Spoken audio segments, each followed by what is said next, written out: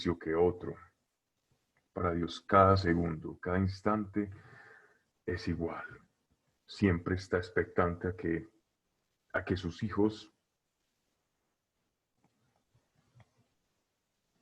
inquieran cosas de Él, a que pasemos tiempo con Él, a que seamos conscientes de Él todo el tiempo.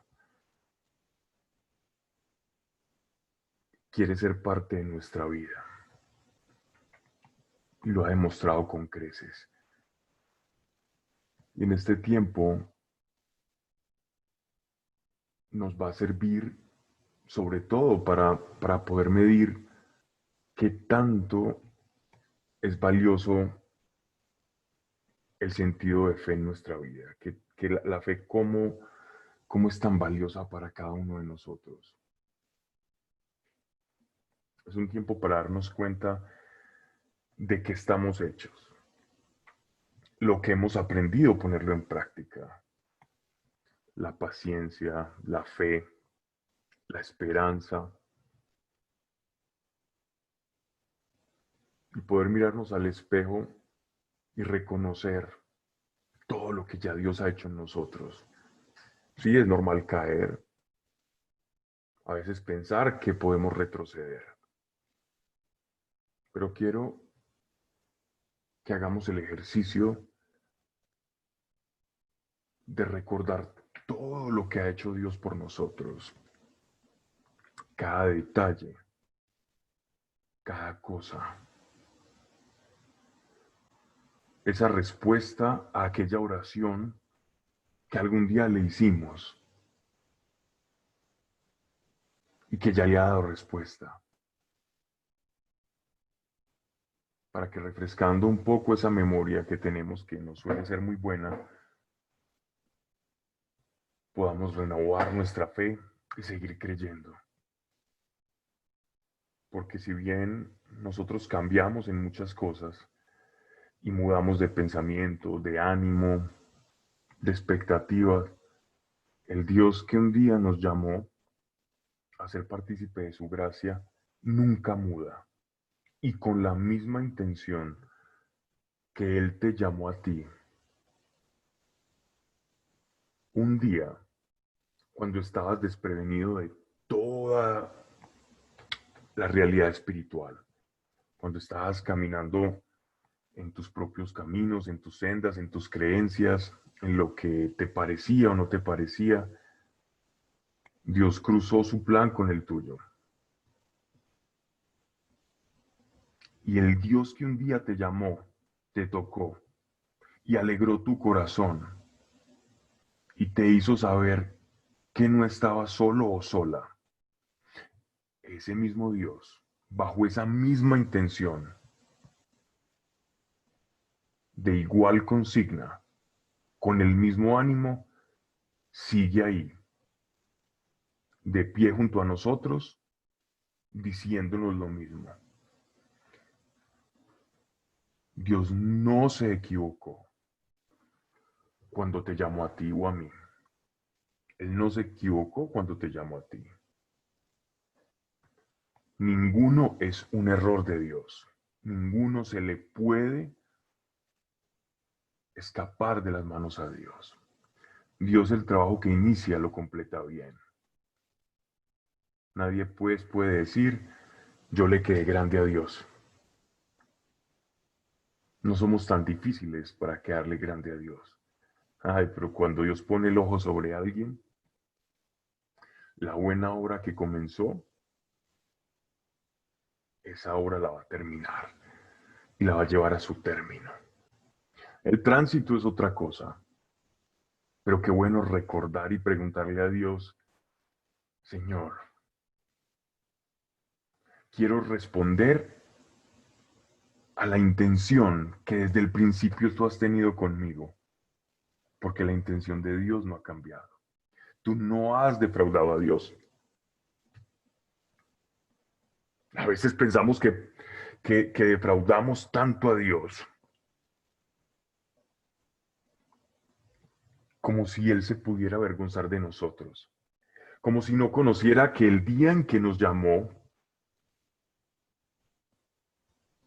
tenía el conocimiento de cada segundo de nuestra vida, de tu vida, de lo que ibas a hacer, desde que te levantas hasta que te acuestas, de hoy hasta el último de los días de tu vida en esta tierra.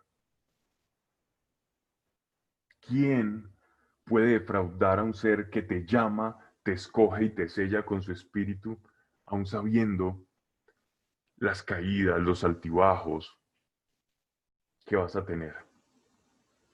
Sería un Dios muy pequeño, pero un Dios como el que tenemos, todo el tiempo te está animando, todo el tiempo te está llamando a que recuerdes ese momento y que encuentres la razón por la cual te alegraste cuando lo encontraste a Él. Y que eso no se pierda de nosotros, que no se pierda esto. Padre, gracias, Señor, por tu amor, gracias por todo lo que tienes con nosotros, gracias porque recuerdas cada momento en nuestra vida y recuerdas nuestro futuro como si fuera el pasado, porque para ti no hay tiempo.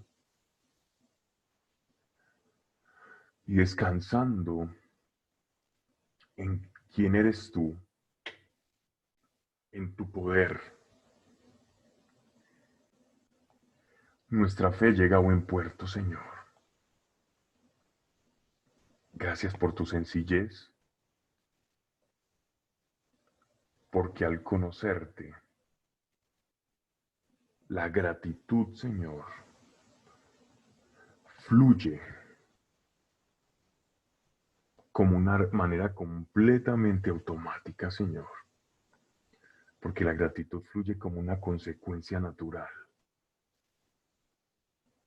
de conocerte a ti.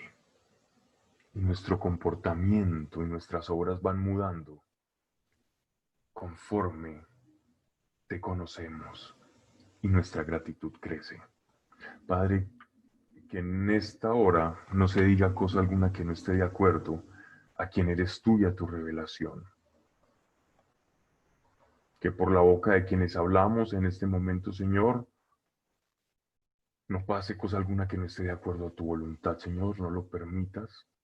Mas si es para edificar, Señor, que tu Espíritu nos acompañe y cada palabra que ya ha sido revelada y hablada por tus profetas, Señor, tenga perfecta consonancia y significación en nuestros corazones, Padre, para que la profecía, Señor, cumpla su propósito como símbolo, como signo de advertencia, como señal, para que viendo los tiempos, tu iglesia, tu pueblo, tu reino, tus hijos no estemos desprevenidos y podamos anteponernos a todo aquello que ha de pasar, porque tú ya lo has advertido, porque tú ya lo has hablado.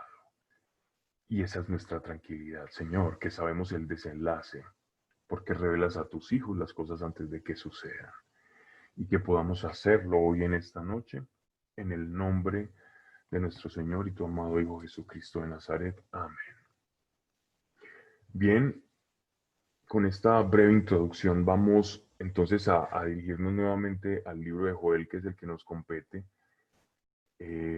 Hago un breve resumen para quienes no pudieron estar en la charla pasada y como abrebocas hablábamos de la profecía, cómo la profecía trasciende el tiempo y es como que puede tocar una sola profecía, hechos para la hora en que estaba hablando el profeta, o sea, en el tiempo en el que Joel está hablando, iba a tener una representación la profecía, se iba a manifestar la profecía, pero no solamente iba a tener ese alcance, sino que iba a ir mucho más lejos, yéndose la profecía a manera como de caleidoscopio, como de prisma, e iba a trascender esa profecía y nos iba a hablar de tiempos muy posteriores al profeta Joel, tiempos que van hasta la época de nuestro Señor Jesucristo cuando viene y predica en Galilea,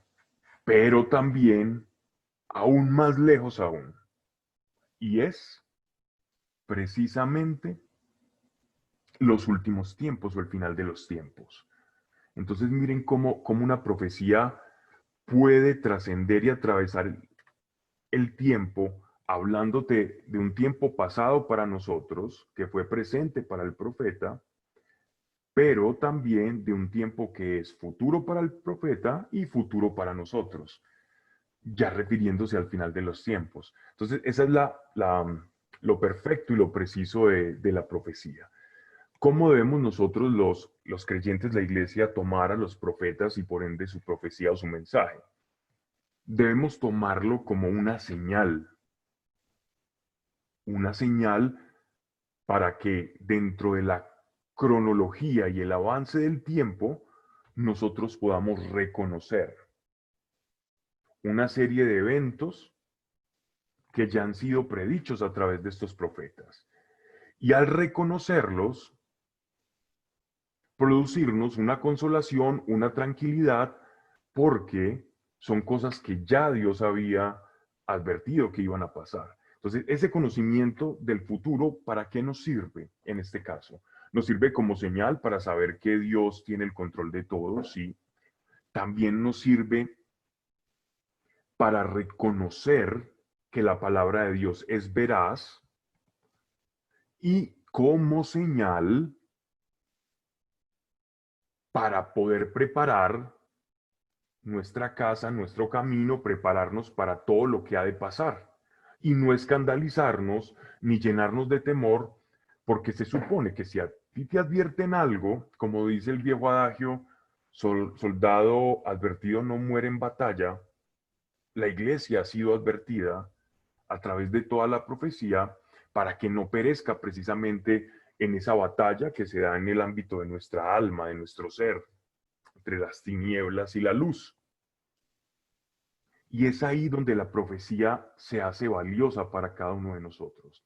Porque comprender correctamente la profecía te hace un buen intérprete de las señales y de los tiempos para saber cómo actuar y responder a ellos. Porque detrás de cada profecía hay una exhortación, es decir, hay una forma moral en la que Dios nos llama a un cambio. Siempre que Dios envía una profecía, advierte si la profecía tiene un contenido imprecatorio o que van a pasar sucesos bruscos, dolorosos o va a haber sufrimiento de por medio. Dios siempre nos da una salida y una consolación en medio de la profecía. Entonces es ahí donde el creyente debe de apuntar la mirada, no para escandalizarse, no para dramatizar, no para espantarse de la profecía y ver la profecía como algo supremamente misterioso y peligroso, sino todo lo contrario, para buscar dentro de la profecía donde el Señor nos está llamando a un cambio, para librarnos de aquello que Él ya sabe que va a pasar y como cuerpo de Cristo nosotros pasar por esos momentos difíciles y con la salida que el Señor nos da. Y de esta manera entonces ya la profecía va a ser algo útil que nosotros vamos a querer buscar y nos va a guiar y seremos guiados entonces por su palabra. Quienes reconocieron en tiempo de Jesús la profecía del Mesías y en su corazón albergaban la esperanza del Mesías, como Zacarías, por ejemplo, en el templo, según lo narra el Evangelio de Lucas. Zacarías esperaba ese advenimiento del Mesías. Y cuando lo tomó en sus brazos, reconoció la profecía y que le había sido dado un Mesías a Israel y este hombre pudo tranquilamente entregar su vida. Entonces, miren que reconocer la profecía nos da un parámetro, es como un reloj para reconocer los tiempos y te da esa tranquilidad de cómo actuar cuando van llegando los tiempos de acuerdo a determinadas profecías. Y quienes tenían también ese reloj profético entendido en la época de nuestro Señor y escucharon el sermón de la montaña, sí que pudieron reconocer que Jesús era el Mesías, porque nadie hablaba como él, nadie hacía milagros como él, Y como ya habían estudiado, escudriñado los rollos de las profecías de Isaías, de Ezequiel, de Daniel, entonces esa profecía que albergaba ya su corazón, porque la palabra de Dios habla al espíritu, esa profecía resonó con la prédica del Salvador. Y cuando Jesús hablaba, en sus corazones que yacía la profecía, la palabra de Dios, esperando ese detonante para producir vida, entonces se unía a las palabras del Salvador y producía vida, producía fe, porque sus corazones reconocían que la palabra de Dios se estaba cumpliendo en aquel hombre de Nazaret por nombre Jesús. Y al reconocerlo, sus corazones se llenaban de emoción porque sabían que la palabra de Dios se estaba cumpliendo en ese momento. Y no fueron pocos, fueron muchos los que siguieron al Salvador en su peregrinar por esta tierra. Y todos aquellos que iban reconociendo al Señor es porque dentro de sus corazones estaba la semilla profética detonada por su palabra cuando él predicaba y hablaba y enseñaba a todos. En ese momento, lo que yacía en sus corazones es como si las palabras de nuestro Señor fuera una especie de lluvia y la semilla en la tierra, la lluvia al caer, iba haciendo que crecieran y crecieran, y esa palabra que estaba escondida en forma de semilla comenzaba a florecer. Es por eso que es importante que nos acerquemos a la profecía para que cuando vamos enfrentando determinados tiempos que se están presentando, sepamos que ya habían sido anunciados y no se suscite en nosotros una especie de emocionalismo exacerbado o nos escandalicemos o nos volvamos unos dramáticos o hiperapocalípticos o nos asustemos, sino que reconozcamos la grandeza de un Dios que ya a su iglesia y a su pueblo le había advertido. Y el que tenga oídos para oír, que oiga, como decía nuestro Señor. Entonces, de esa forma, es bueno que nos acerquemos también al libro del profeta Joel, porque ya vamos a entrar en un capítulo que no solo toca con el pueblo de Jerusalén, sino que también habla de algo que pasó y aún que pasará. Y ya nos vamos a ir adentrando. Entonces, vamos a el Joel capítulo 2, verso 18.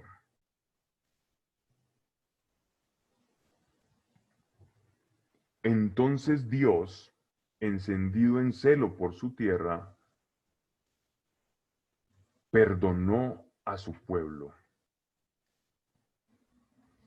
Disculpen, versículo 12. Disculpa, Clau, creo que me equivoco. Vamos en el versículo 12, que esto que me pasé.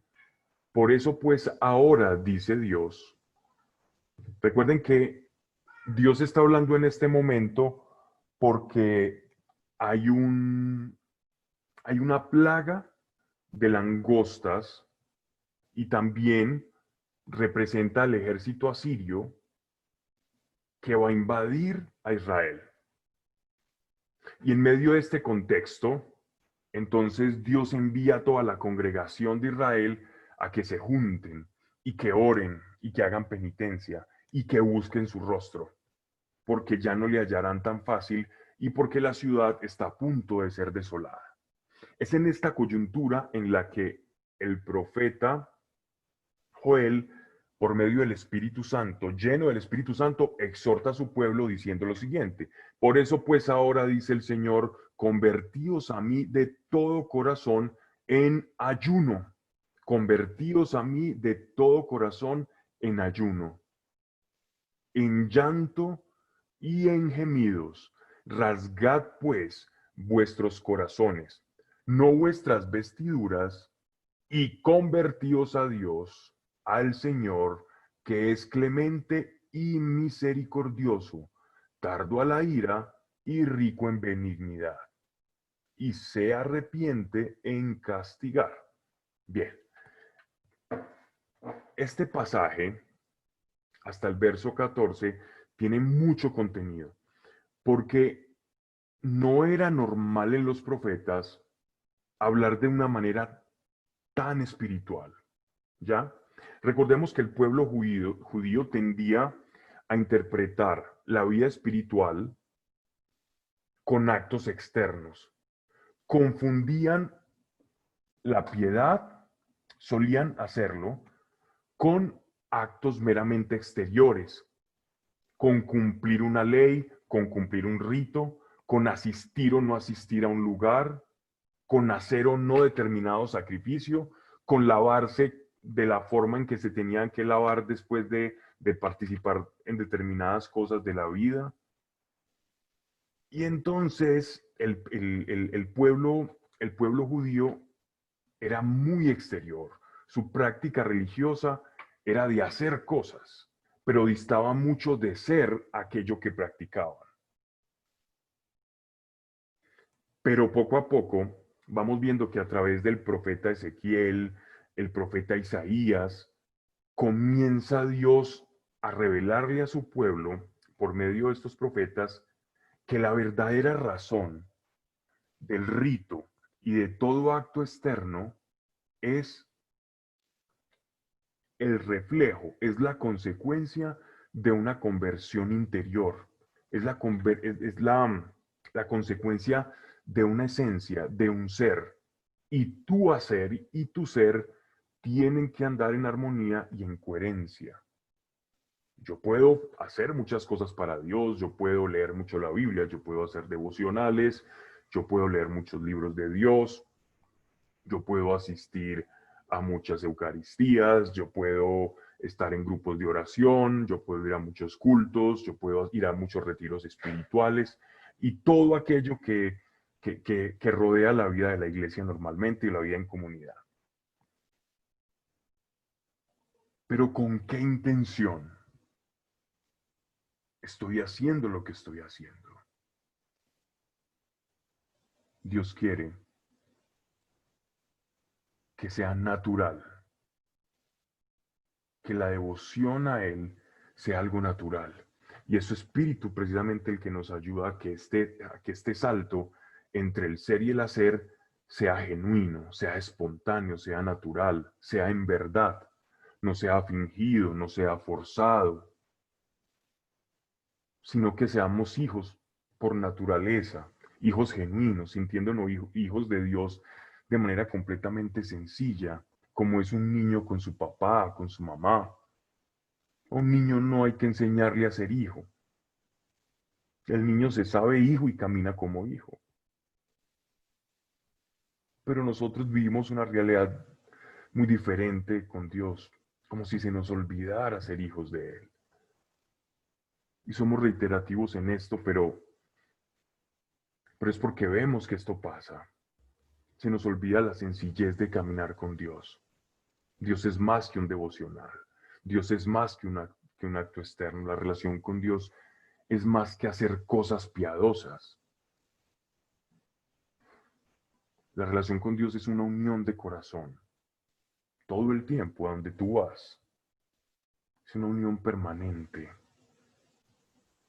Solo el Espíritu y nosotros sabemos qué grado de conexión tenemos con Dios. Cuando Él dice, convertíos a mí de todo corazón, te está diciendo, este convertirse significa que nuestro corazón le está dando la espalda a Dios. Convertirse es como si nuestro corazón voltease y la cara, el rostro que ve del corazón, que es lo más profundo, el nefesh, el alma del ser humano, vuelva su rostro hacia Dios y contemple a Dios en todas las áreas de su vida. Y otra expresión que utiliza muy bonita es ayuno. El ayuno es conocido como un acto externo en el cual yo me privo de beber y yo me privo de comer. Los judíos practicaban mucho la penitencia y el ayuno cuando querían buscar el rostro de Dios. E interpretaban mucho las palabras de la penitencia y el ayuno, pero muchos de ellos incurrían en un error que como iglesia solemos también recurrir o incurrir en este error. Y es pretender que el ayuno como un acto externo pueda cambiar lo que es interno. Y Dios nos enseña por medio de su palabra que los actos externos no cambian la condición interna. Los actos externos, las cosas exteriores, no cambian mi condición interna. Tu condición interna no depende de lo que tú hagas, sino que depende de lo que tú permitas que de Dios entre en ti, como si fuera una válvula que tú permitas. Si tú permites entrar de Dios en ti, tu interior va a comenzar a cambiar y eso se va a ver reflejado en los actos exteriores o en las cosas que tú haces.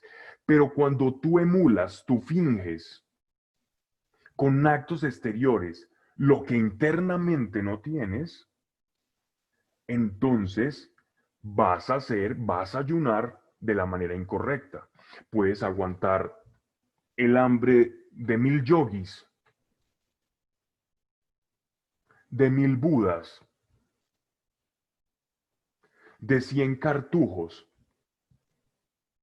o de cualquier estoico que pretendía a través de la mortificación de su propia carne volverse moralmente más apto, más grande, más alto, a través de la privación de algún sentido, de alguna libertad, de algún privilegio.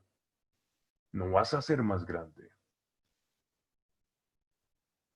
Entonces, ¿cuál es el ayuno a que nos está hablando aquí el Señor?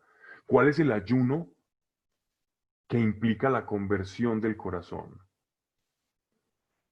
Aquí el ayuno que nuestro Señor nos está hablando es que todo aquello que de nuestra vida, mira bien, todo aquello que de tu vida le esté dando la espalda a Dios, toda parte de tu vida, todo fragmento de tu vida, llámese familiar, llámese un hobby, llámese un noviazgo, una relación, todo aquello, cualquier área que de tu corazón, de las cosas íntimas que tienes, le esté dando la espalda a Dios y que tú no permitas entrar a Dios en esa área,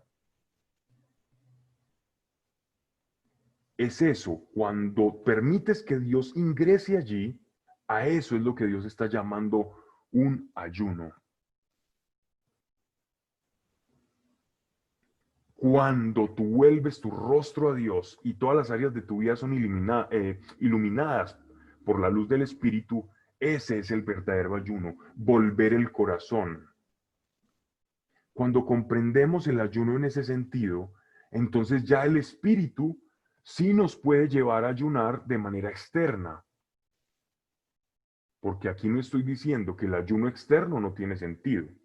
El ayuno externo no tendría sentido si internamente mi corazón no está mirando al Salvador, si mi corazón no está mirando a Dios, si mi corazón y las áreas de mi vida no están giradas, no voltean de cara a Dios, no están iluminadas por Dios, si hay un área que yo no haya permitido a Dios que ingrese, entonces, ¿de qué me sirve un acto externo?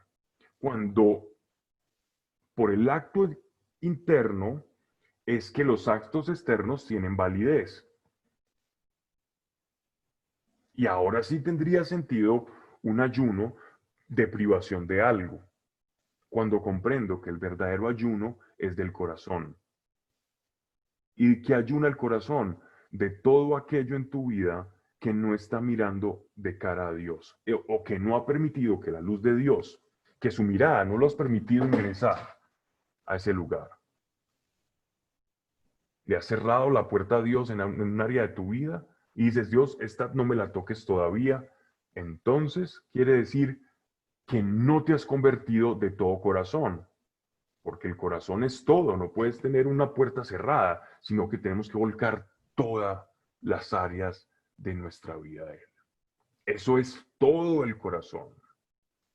No es una porción del corazón la que mira a Dios, es todo el corazón.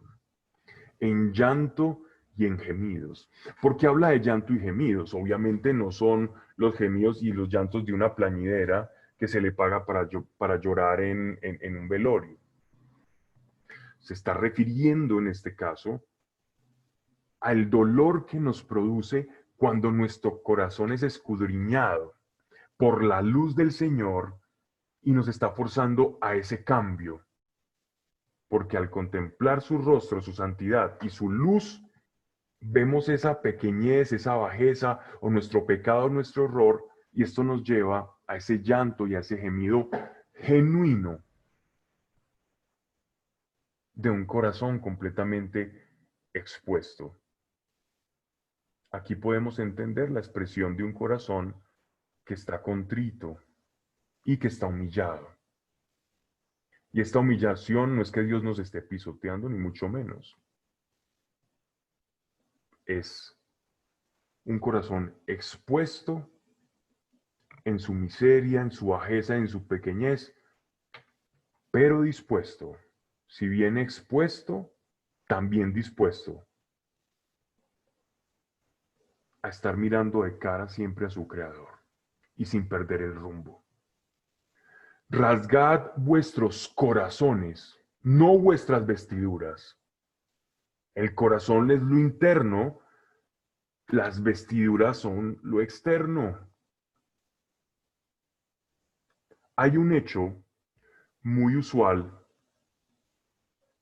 entre, entre los rabinos y entre los contemporáneos a nuestro Señor, y todavía incluso algunos rabinos lo utilizan, y es una forma de demostrar que hay una herejía o que no están de acuerdo con algo, o que incluso su Dios, la ley, la Torá o el Evangelio ha sido completamente pisoteado, vulnerado, o alguien está diciendo cosas y blasfemias en contra de Dios.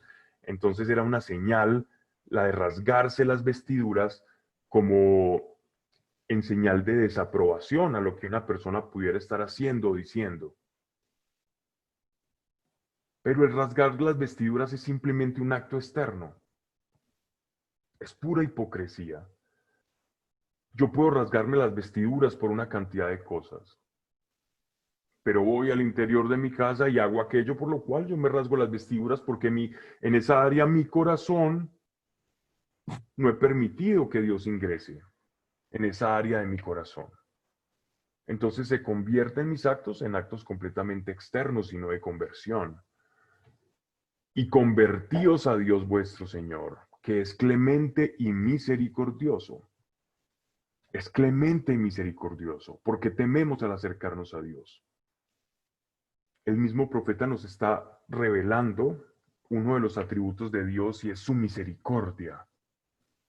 Recuerden que la palabra de misericordia implica miseria, cordia, con, lo cual significa que Él vive tu miseria, vive la miseria contigo, y que no es eso sino cuando nuestro Señor Jesucristo murió por nosotros. Él se hizo pequeño, se hizo uno de nosotros y vivió las consecuencias de tu pecado, y vivió tu pequeñez, y también sintió frío, también sintió hambre, también fue calumniado, fue traicionado, fue golpeado como lo hemos sido tú y yo.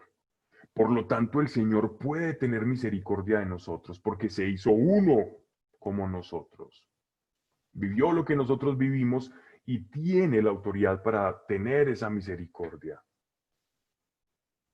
Porque nos ha demostrado que lo vivió. Entonces, miren qué lindo esto. Él nos está entregando un atributo para que cuando desdoblemos nuestro corazón y permitamos que Él ilumine todas las áreas de ese corazón, todas las puertas por las que quizás no le has dejado entrar, ya nos está diciendo con qué actitud Él va a iluminar tu corazón y lo va a hacer como quien tiene misericordia.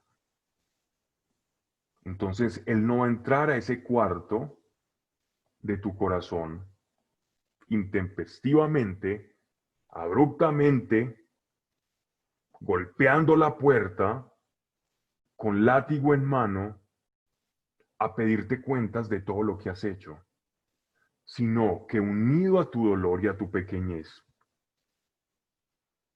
te está diciendo, entrégame esto, deja que yo cambie esto. Vergüenza vamos a sentir por cada cosa que hacemos o dejamos de hacer.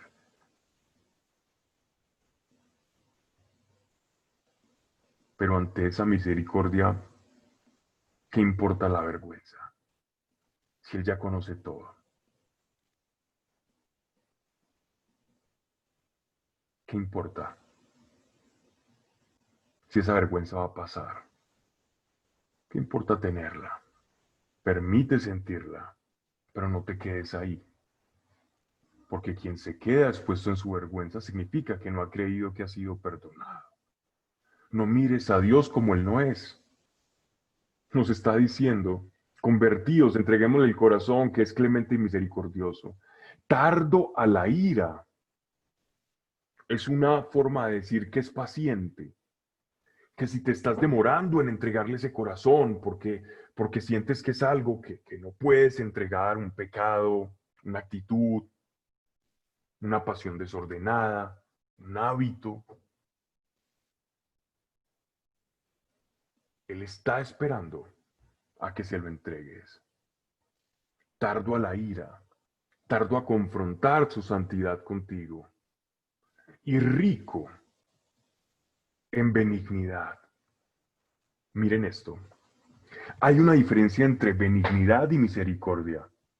La misericordia es aquel que se pone en tus zapatos, se conmisera de ti, siente tu miseria. Y no solamente nuestro Señor siente nuestra miseria, que eso ya es mucho, sino que también es benigno. ¿Y quién es alguien benigno? ¿Qué es benignidad? La benignidad es que todo aquello que te haga daño es eliminado. Es tratarte con suavidad, es tratarte de tal manera que, como habla Corintios 13, no tomará en cuenta, no será jactancioso, no irá por lo suyo, sino que actuará en tu beneficio. Sabes que la palabra bendición está completamente relacionada con benignidad. Y cuando Abraham bendijo a su hijo Isaac, e Isaac a su vez bendijo a su hijo Jacob, y Jacob a su vez bendijo a sus 12 hijos más los hijos de José, y a su vez el rey Samuel bendijo al rey David, el profeta Samuel bendijo al rey David, y a su vez Dios bendijo por medio de David a las generaciones de David.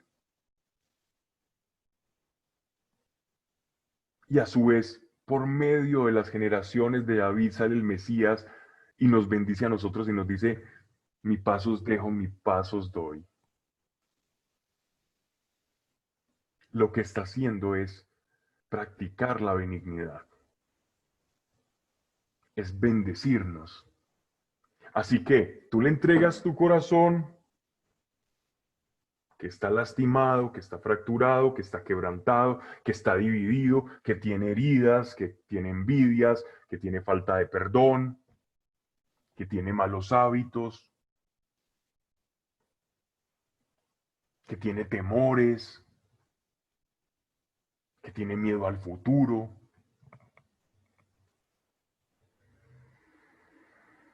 Y Él, aparte de que se conmisera contigo, te bendice.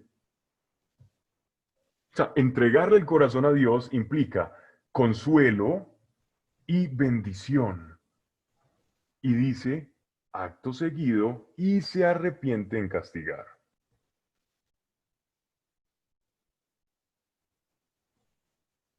Nos conviene, nos conviene. ¿Quién sabe si volverá y se apiadará y dejará tras sí bendición, ofrenda, libación para el Señor vuestro Dios? Se está refiriendo a los sacerdotes y a todo lo que atañe al oficio sacerdotal. Ofrecer sacrificios, libaciones, ofrecer todos los holocaustos por el pueblo y por el perdón de los pecados. Entonces se está refiriendo a todo este tiempo de arrepentimiento para que el Señor more con ellos. Porque si el Señor no está con nosotros, entonces ¿para qué ofrecer sacrificios y para qué sacerdotes? Si Dios está lejos de su pueblo, entonces ¿qué sentido tienen los sacerdotes? Si Dios ya no está habitando en su templo santo, entonces ¿para qué los sacrificios? ¿De qué sentido tienen? Entonces aprovechen y vuélvanse a mí para que volviendo sus corazones a mí, yo no me aleje de ustedes. Más bien ustedes no se alejen de mí, porque no es Dios el que se aleja de nosotros, somos nosotros los que nos alejamos de Él. Y Dios permite esa lejanía, pero nos advierte que con esa lejanía, quienes más sufriremos somos nosotros. Tocad la trompeta en Sión, promulgad ayuno, ya sabemos que ayuno, convocad la asamblea. Saben que el término iglesia proviene del griego eclesia, que es en latín asamblea. En griego eclesia, latín iglesia, latín asamblea. Eso es lo mismo. En hebreo sería quejilá, y nosotros ya le llama en latín eclesia, y es la reunión de todos aquellos que tienen como común valor a Dios. La iglesia es todo aquel que tiene por común a Dios. Dios es el norte de la iglesia, Dios es el norte de la asamblea, Dios es el norte del pueblo. Dios es la razón de ser de que nosotros nos llamemos iglesia. Reunid al pueblo, promulgad santa congregación, convocad a los ancianos, reunid a los niños, aún los niños de pecho, que deje el esposo su cámara y su tálamo la esposa, que deje el esposo su habitación y la esposa el lecho nupcial. Esa sería la traducción de tálamo, el lecho nupcial, el lugar donde habita con su esposo y se une a su esposo, porque en este caso es más importante irse y volcar toda la actividad cotidiana de cara a Dios. Y eso es lo que en tiempos difíciles debe hacer la iglesia y es lo que estamos haciendo en este momento con el grupo y con la congregación. Nos estamos reuniendo en oración, porque eso es lo que hace la iglesia en estos tiempos. Se reúne para volcar otra vez su corazón a Dios y para tocar la trompeta y avisarle a aquellos que están indecisos y que no han entregado ni un cuarto de su corazón a Dios y que su corazón está dándole la espalda a Dios para que vuelvan y retornen, demostrando con nuestras vidas que caminar con Dios es bueno, que caminar con Dios hace la diferencia, que tu vida sea un testimonio viviente, no un testimonio añejo, de que un día tocaste a Dios, sino que aún lo tocas, aún lo vives y que lo que te espera es mucho más grande que lo que fue al principio, porque con Dios es de victoria en victoria, con Dios es creciendo. Esa es la iglesia. Ese es tocar la trompeta. Al anunciar el evangelio nosotros estamos tocando la trompeta. Que deje, perdón, entre el pórtico y el altar oren los sacerdotes. Se está refiriendo al pórtico de Salomón, que es la parte externa ubicada en el oriente del templo, y el atrio donde está el Santo Santorum, donde solamente podían ingresar los sacerdotes. De tal forma que toda la congregación estaba sobre el atrio y los sacerdotes estaban en el lugar santo, en el lugar santísimo que constituía el templo, elevando sus plegarias todos a Dios, incluso los niños pequeños. que entraban por primera vez al templo, por lo general los niños más o menos a una edad de 12 años, cuando ya sus padres lo entregaban al templo para ofrecerlo a Dios y decirle al rabino: miren, yo como padre ya le enseñé la Torá, ahora es Dios y Él quien van a construir su destino y su propósito. Y de esa misma manera fue presentado Jesús en el templo. A Jesús lo presentaron cuando cumple aproximadamente unos 12 años, entre 11 y 12 años, y es ahí cuando él ya se empieza a ocupar de los asuntos de su padre, porque ya José había cumplido la tarea de guiar el camino en la Torá como lo hacía un buen padre judío, cumplidor de la ley. Pero de ahí en adelante ya él comenzó a llamar padre a su Dios, porque ya su padre sustituto había cumplido su esencia. Entonces, hasta los niños pequeños que entraban a los 12 años, aquí están entrando, porque es un tiempo en el que Dios está pidiendo que volquemos el corazón. Hay que orar por los niños, hay que orar por los hijos, es importante. Quizás si el niño no entiende ahora, cada oración que tú haces por tu hijo, cada declaración de la presencia de Dios y del cuidado del Señor sobre tu hijo, es bendición, es benignidad. Y si Abraham bendijo a su hijo Isaac, y sabemos Isaac cómo fue prosperado en la tierra y cómo caminó con Dios, y toda la genealogía que les mencioné, la iglesia que camina con el poder del Espíritu Santo ha de hacer lo mismo con sus hijos. ¿No te imaginas el poder que tiene un padre o una madre orando por su hijo? Tú en el momento no verás, porque la semilla es bien sabido que una vez sembrada queda en la tierra, pero esa semilla va creciendo y va creciendo. Y el producto de la oración de hoy se verá como un fruto en el mañana. Y los hijos son ese campo en el que podemos experimentar la bendición que Dios te ha otorgado como padre. Que y digan: perdona, oh Señor, a tu pueblo, y no des al oprobio tu heredad, para que se enseñoreen de ella las gentes, porque han de decir entre los pueblos: ¿dónde está su Dios? Esto es de vital importancia, esta última expresión, esta pregunta que hace el profeta Joel en medio de la inspiración por medio del Espíritu Santo, y es que Dios, cuando su iglesia, cuando sus hijos se unen en oración, Dios no los va a dejar avergonzados. A pesar de que todo el mundo esté en una línea, pensando, hablando, sintiendo y actuando de una manera completamente diferente a nosotros como iglesia, Dios, si permanecemos unidos en oración, no nos va a dejar avergonzados. Y cuando llegue el día, todos aquellos que en algún momento se burlaron, sobre pretexto de tu fanatismo, de que crees en la magia, de que crees en duendes o en cosas que no existen, cuando vean la manifestación de Dios, vergüenza va a ser para sus rostros. Porque Dios no te va a avergonzar. Si de verdad volteamos nuestro corazón a Él, Él no te va a dejar avergonzado. Y Dios no iba a dejar avergonzado al pueblo de Israel.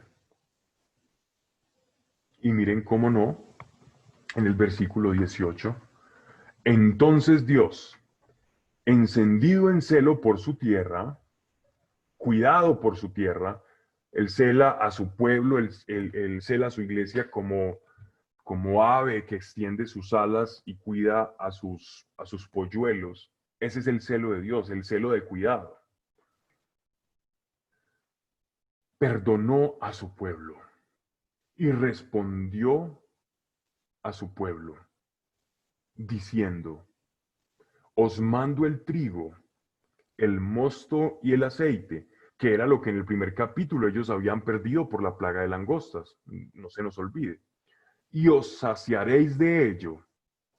¿Cuándo yo puedo decir que estoy saciado? Cuando tengo más de lo que necesito. La saciedad es tener más de lo que necesito. Es cuando ese momento en el que yo estoy comiendo y digo, no más, no me cabe ni un arroz parado. Ese es el estado de saciedad. Y no os expondré ya más al oprobio de las gentes, y alejaré de vosotros al norteño. La expresión norteño acá tiene una doble significación. Generalmente por aquello del viento solano, que era el viento de verano que venía desde la península sinaítica, que traía generalmente la plaga de langostas a Israel,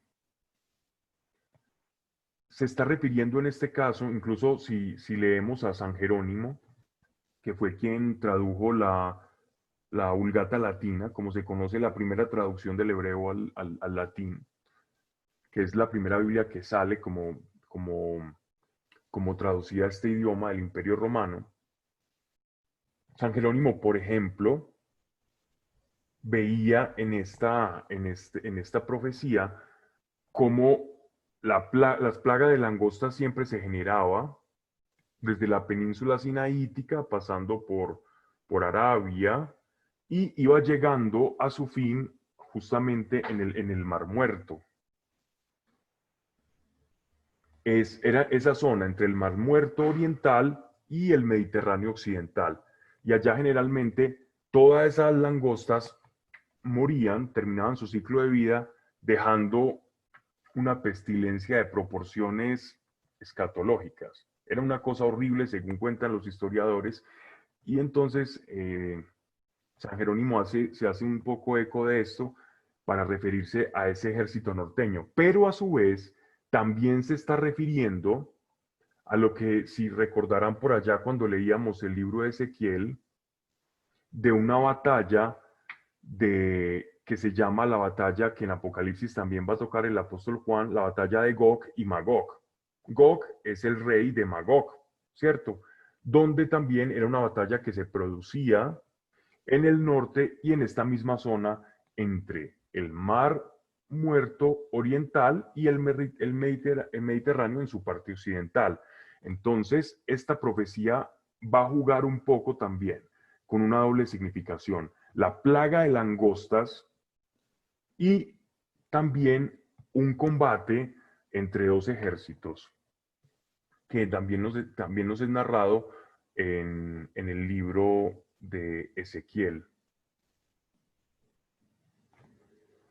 Entonces es importante que tengamos en cuenta que aquí las profecías son tan maravillosas que nos muestran dos realidades simultáneamente en un mismo texto, como las langostas coincidencialmente mueren en una misma zona y en esa misma zona donde mueren las langostas se ejerció una batalla entre varios ejércitos que murieron precisamente también ahí, que fueron, ahí lo pueden ver en el mapa, cierto, que vemos entonces la batalla de Moab y Edom, cómo van a llegar a esta parte entre el Mar Muerto y el Mar Mediterráneo, ahí justamente en esta parte, iban cayendo los ejércitos.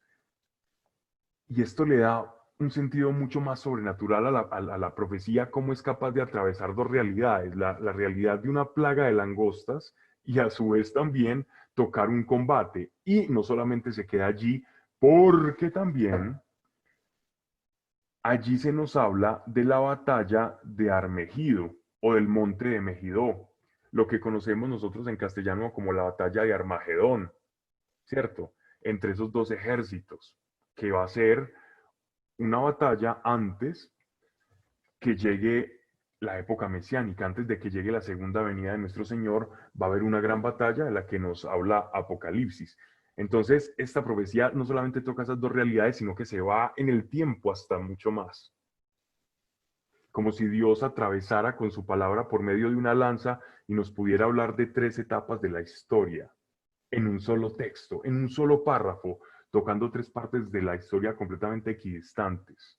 Eso es precioso.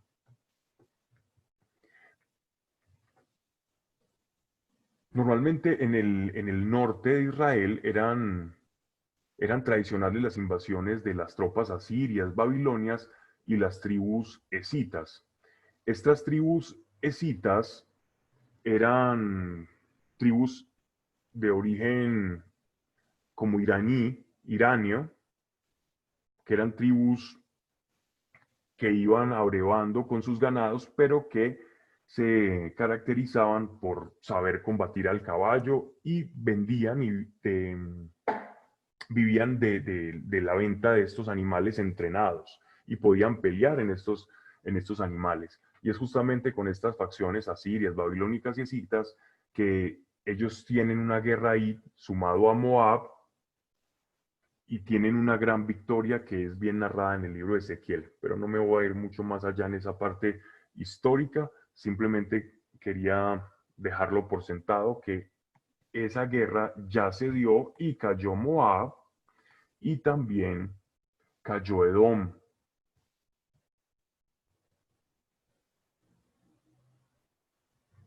Miren esto, versículo siguiente. Después de esto,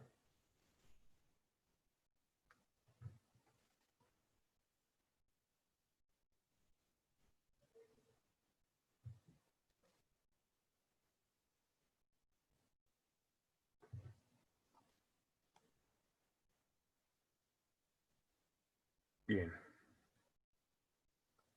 perdón, dice, y alejaré a vosotros al norteño y le echaré a la tierra. Me quedé tanto explicando quién es el norteño que se me fueron los ojos para otro lado.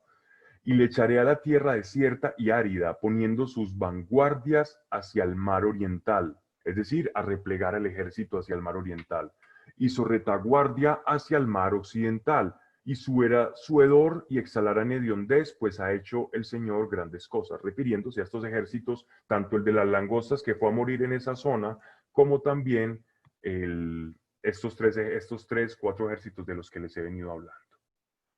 Ahora sí, verso 21.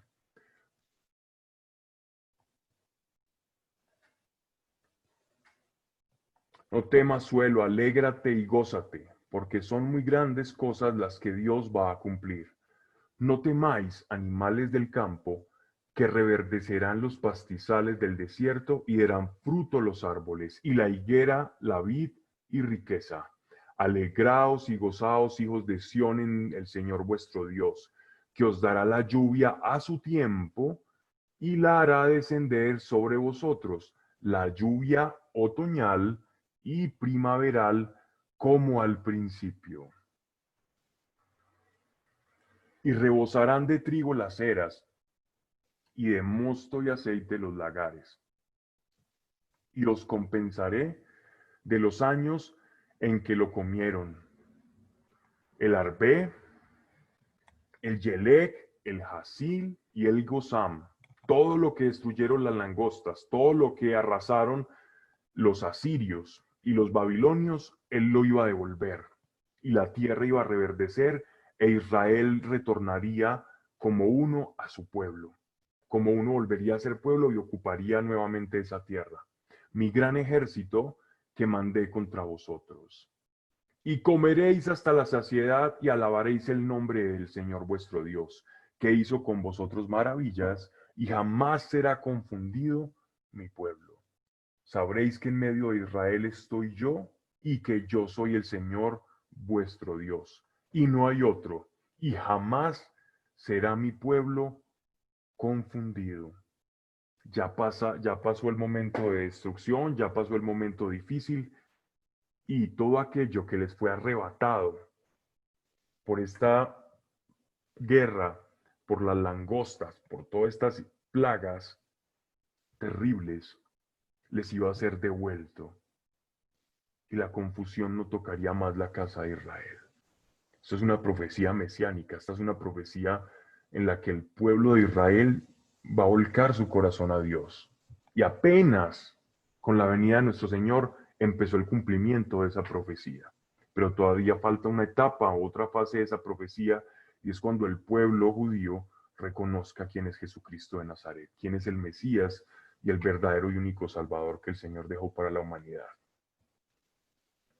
Y esta parte que es de los pasajes más preciosos de toda la escritura. Dice así el profeta Joel lleno del Espíritu Santo. Después de que esto acontezca, derramaré mi espíritu sobre toda carne. ¿Por qué dice que después de esto, ahora sí derramaré mi espíritu sobre toda carne? Quiere decir que antes su espíritu no estaba sobre toda carne. En tiempos en los que fue promulgada esta profecía, el Espíritu de Dios no yacía sobre toda carne. El Espíritu Santo, que es el Espíritu de Dios, solamente venía y se posaba sobre personas para una misión especial, como en el caso del profeta Joel que estamos leyendo. El profeta Joel estaba lleno del Espíritu Santo y en esa llenura hablaba por medio del Espíritu Santo. Pero una vez el profeta terminaba su misión, el Espíritu Santo se retiraba del profeta. Lo cual quiere decir que el Espíritu Santo venía al profeta, pero no habitaba en el profeta. Así ocurría con los profetas en el Antiguo Testamento. Pero en este tiempo mesiánico, en este tiempo especial que se cumple en Hechos de los Apóstoles capítulo 2, después de esto derramaré mi espíritu sobre toda carne, sobre toda carne. Esto es un acto sobrenatural por el cual el Espíritu de Dios viene a irrumpir en nuestra naturaleza desprovista de toda conexión espiritual y nos devuelve otra vez ese cordón umbilical que nos une a Dios, al Creador, y podemos hablar con Él, podemos escuchar su voz, como que nos retorna la llamada del teléfono. El teléfono cuando lo llamábamos estaba ocupado y ahora resulta que tú hablas con Él y el teléfono está completamente en línea abierta las 24/7. Tenemos línea abierta a Dios por medio del Espíritu Santo. Y dice, y profetizarán vuestros hijos y vuestras hijas, que no es exclusivo ni de mujeres, ni tampoco es exclusivo de varones, ni de niños. Sobre toda carne profetizarán vuestros hijos y vuestras hijas, y vuestros ancianos tendrán sueños, y vuestros jóvenes, mozos jóvenes, verán visiones. Wow, lo sobrenatural, la conexión espiritual y sobrenatural que el hombre perdió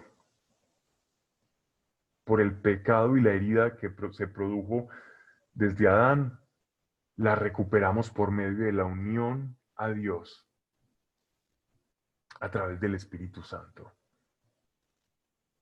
Y en esa reconexión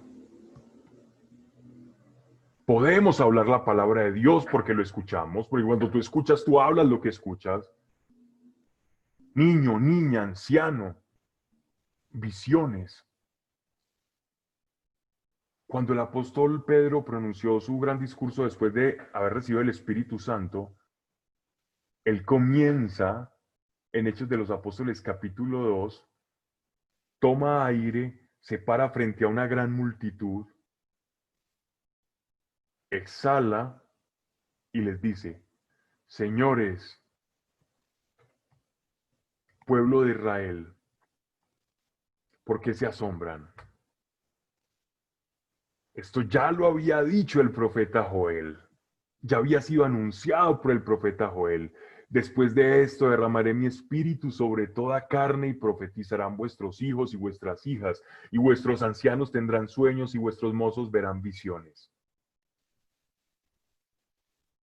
Ahora, ¿por qué nos sorprendemos cuando Dios actúa sobrenaturalmente? Si tú entiendes la profecía, si tú sabes que esto ya ha sido anunciado, que esto es un signo, entonces no te asustes cuando esto pase en la iglesia. Esto es lo normal que debe ocurrir en la iglesia.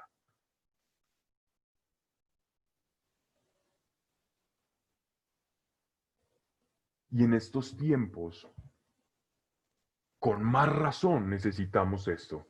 Porque tiempos de tanta confusión, de tantas ofertas espirituales, de tantas salidas de emergencia que existen para el ser humano, que el Reiki, que el yoga,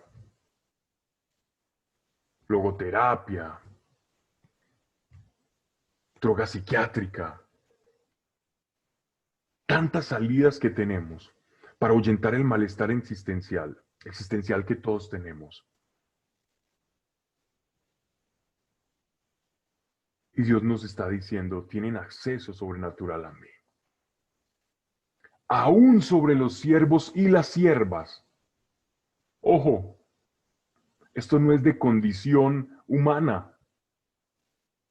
Sobre cualquiera, sin importar el rango humano y mundano que pueda tener, o el grado de reconocimiento, o los títulos.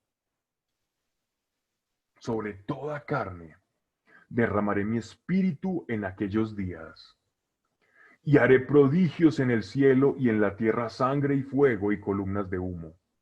Y el sol se convertirá en tinieblas y la luna en sangre, antes que venga el día grande y terrible del Señor.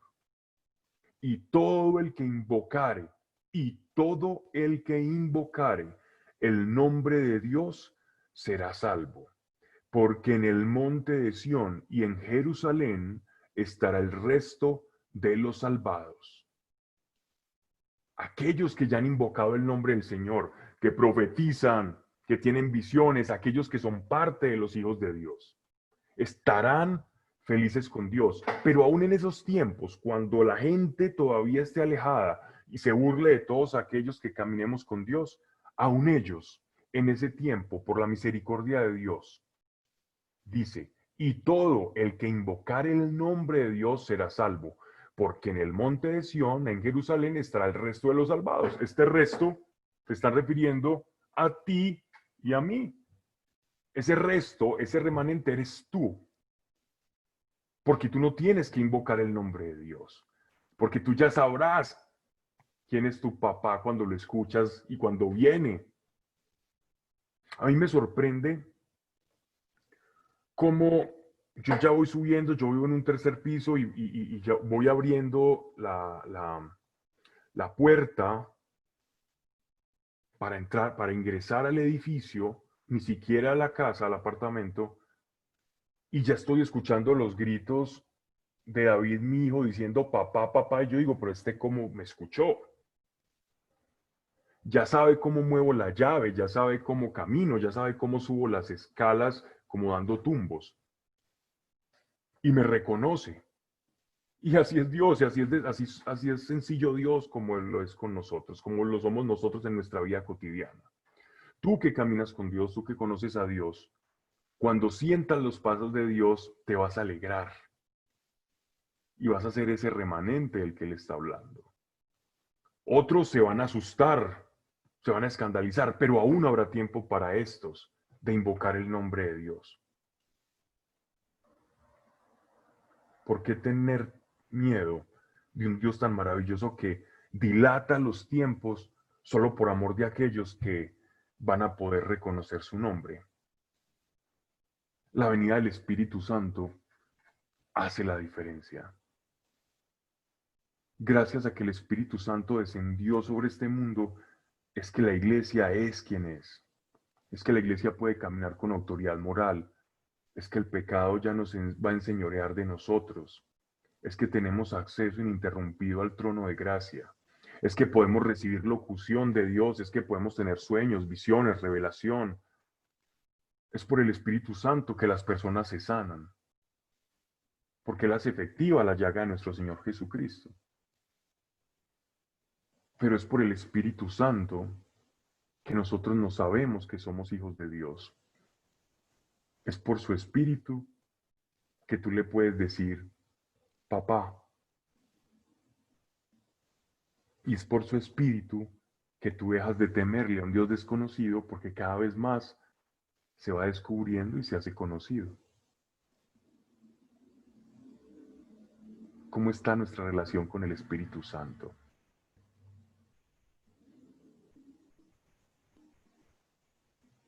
No deleguemos No deleguemos en nosotros mismos lo que el Espíritu Santo puede hacer por nosotros. Me explico. Pídele que Él es tu guía, Él es tu ayuda. Señor, Joel hablaba de arrepentirnos, de convertir todo nuestro corazón hacia Dios y hacer un ayuno de todo corazón. Espíritu Santo, ¿me puedes mostrar qué significa ese ayuno? ¿Cómo hacerlo? Porque yo también quiero, como tú dices, tener visiones, tener sueños y poder escuchar tu palabra.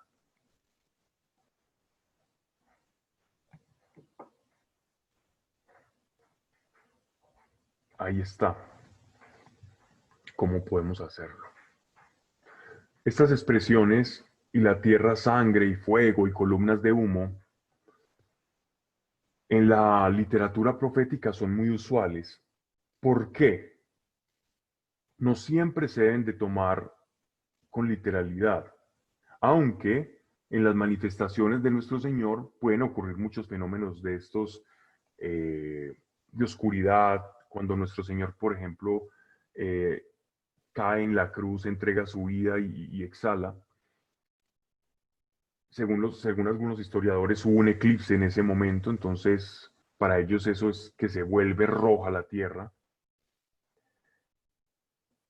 Pero aún a pesar de eso, lo que está queriendo transmitir el profeta es que todo esto que está aconteciendo, cuando Dios actúa a favor nuestro, no solamente lo hace en la conversión de los hombres, sino que interviene en toda la naturaleza. Que cuando Dios actúa, está haciendo algo, lo hace a través de toda la naturaleza y todas las leyes que hacen parte de su creación y que le dan soporte a esto que llamamos mundo físico, todas las leyes físicas, químicas que conoce el ser humano son intervenidas por el Creador. Y esa intervención del Creador produce cosas, produce fenómenos, produce cosas visuales. Y el profeta simplemente, Dios utiliza todo el lenguaje que tiene el profeta y habla a través de todos esos fenómenos cósmicos para expresar que Dios atraviesa todas las leyes, produciendo incluso cosas visuales, porque toda la creación es conmovida. Y cuando la creación se conmueve, pues algo se tiene que ver y se tiene que dejar como consecuencia. Capítulo 3.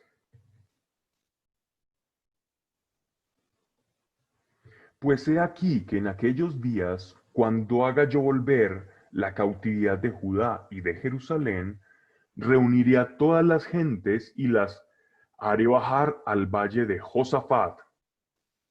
Bien, entendamos algo con este valle de Josafat, que ha habido mucha confusión en algunas personas, y es que la palabra Josafat en hebreo es Jafat, significa Dios juzga. O sea, es un lugar en el que Dios va a hacer un juicio.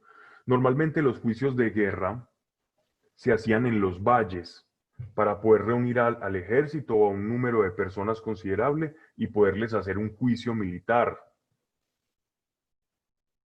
Porque en las montañas no es fácil reunir una cantidad de personas, no es práctico. Por lo tanto, los juicios se hacían en lugares llanos, en valles. Y Josafat o el valle de Josafat traduciría como algo así, como símbolo, el valle del juicio.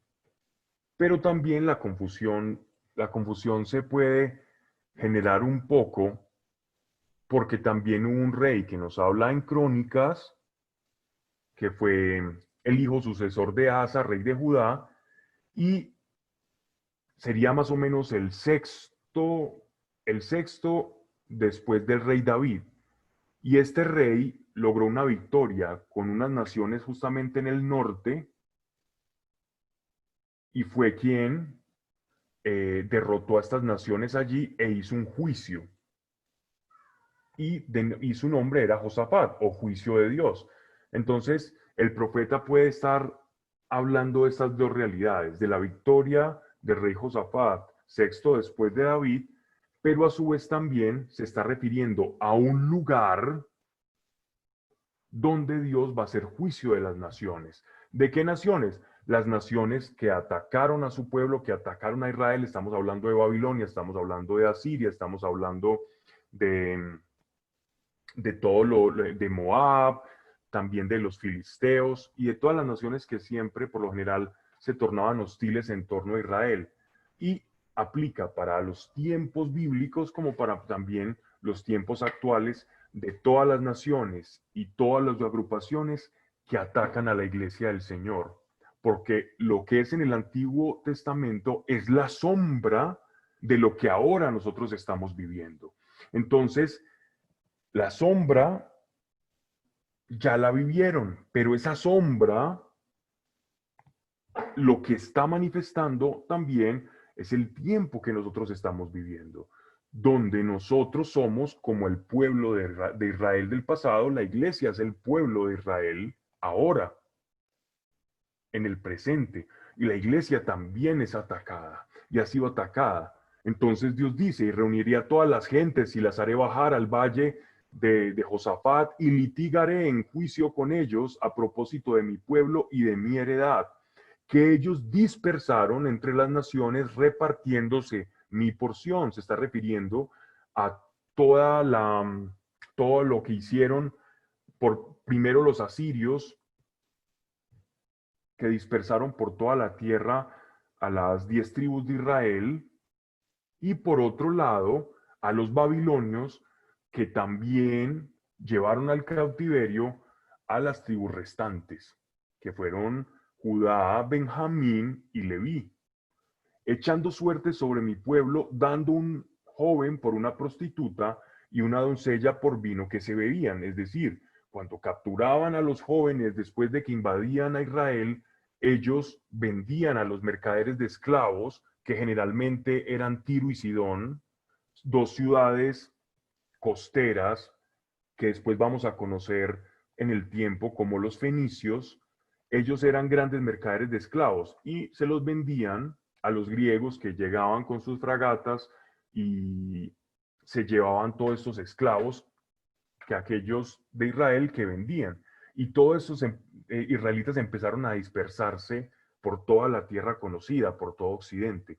Y fue a través precisamente de todos estos israelitas esclavos que después se volvieron libertos, porque los israelitas tenían un muy buen nivel de conocimiento, entonces se empezaron a ejercer la función de contadores públicos, de escribanos, a redactar cartas a los señores que eran sus amos, y de esa manera el pueblo judío empezó a alcanzar cierto prestigio intelectual, cierto prestigio por su conocimiento, no por su rango. Y a través de ese prestigio y de los esclavos que liberaban por servicios prestados a sus amos, es que se fueron creando las primeras sinagogas en el exilio, y a través de esas sinagogas el apóstol Pablo, cuando se movía por Occidente, por Grecia, Macedonia, por Italia, por España, él utilizaba esas sinagogas de todos esos judíos que fueron dispersados por el mundo para comenzar a predicar su evangelio.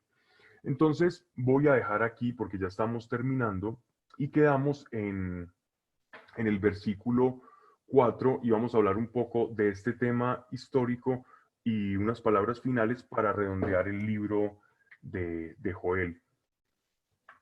Padre, gracias por cada persona, porque tu poder y tu palabra, Señor, nunca llegará vacía, Señor. Gracias por tu espíritu y porque hemos sido, Señor, llamados y convocados en un tiempo. Hemos nacido en este tiempo donde tenemos acceso a tu Espíritu Santo, Señor. Y si a alguien le falta recibir tu precioso Espíritu, no te hagas esperar, Señor, para que conforme a la promesa, la profecía y la verdad, toda esta iglesia que te escucha camine lleno de la influencia, Señor, y el fuego de tu Espíritu. Y así como dice Joel, profeticen, tengan visiones, tengan sueños, Señor, y lo sobrenatural se haga natural. en el nombre de Yeshua de Nazaret. Amén. Y amén. Un abrazo para todos y nos vemos entonces en la próxima charla.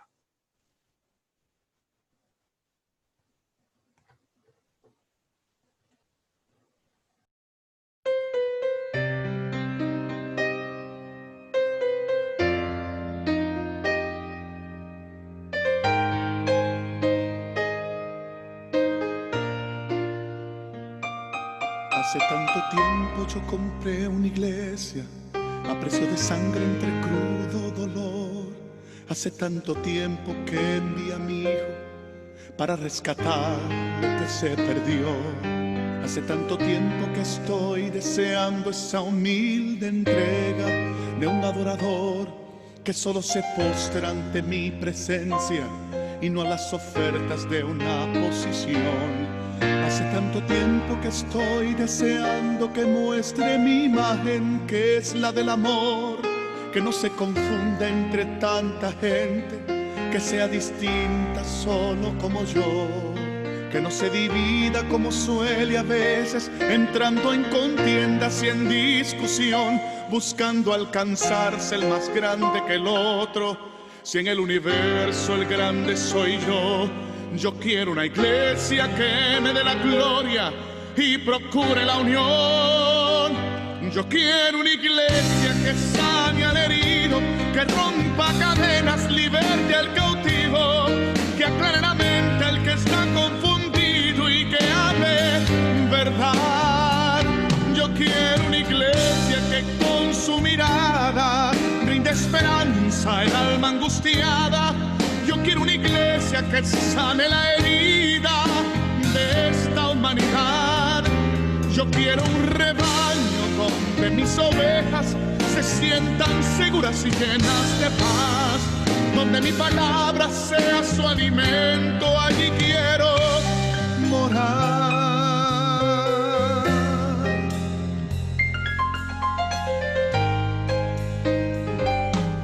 Yo quiero una iglesia que con su alabanza perfume mi trono, me dé ese lugar. Una iglesia que sepa hacer diferencia entre el bien y el mal. ¿Dónde está la iglesia que fue perdonada y que fue librada del castigo atroz? Aquella que al ver si alguno ha caído le tiende la mano y perdona su error. Iglesia despierta, ya llegó el momento de tu redención. Yo quiero una iglesia que sane al herido, que rompa cadenas, liberte al cautivo, que aclare la mente al que está confundido y que hable verdad. Yo quiero una iglesia que con su mirada brinde esperanza al alma angustiada. Yo quiero una iglesia que sane la herida de esta humanidad.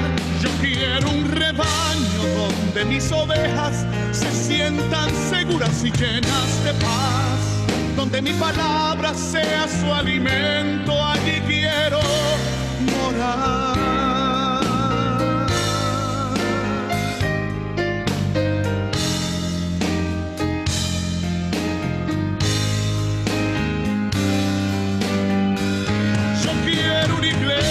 Que sane al herido, que rompa cadenas, liberte al cautivo, que aclare la mente al que está confundido y que hable verdad. Yo quiero una iglesia que con su mirada brinde esperanza al alma angustiada.